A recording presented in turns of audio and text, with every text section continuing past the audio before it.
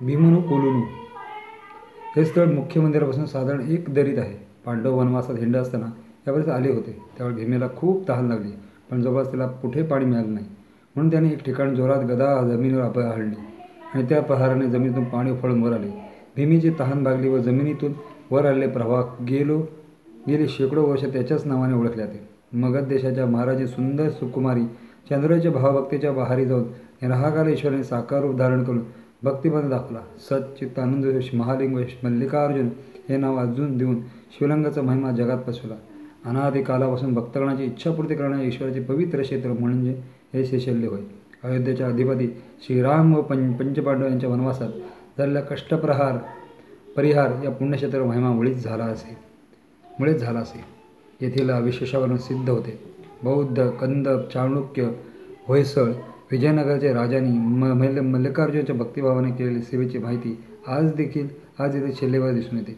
अद्वैत मत स्थानक श्री शंकराच्या अद्वैत मताचे महत्त्व जगात पटवून देणारे श्री निगुणाचार्य वगैरे याच पुण्यभूमीत तपश्चर्या करून मुक्तधामाला गेले. कल्याण मंडपाचे शिवतरणाधिपती प्रभुदेव, सोलापूरचे सिद्धाराम मोळगे मारय्या यांनी या पुण्यक्षेत्रावर परमेश्वर सानिध्य प्राप्त करून घेण्यासाठी तपश्चर्या केली.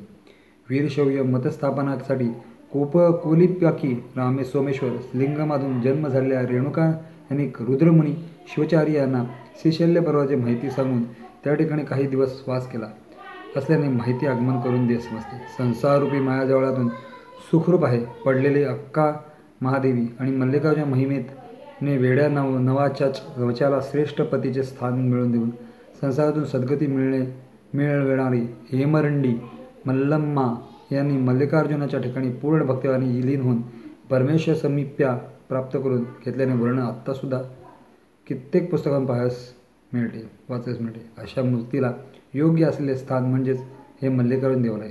त्याला नमन करून आपण धन्य होऊया.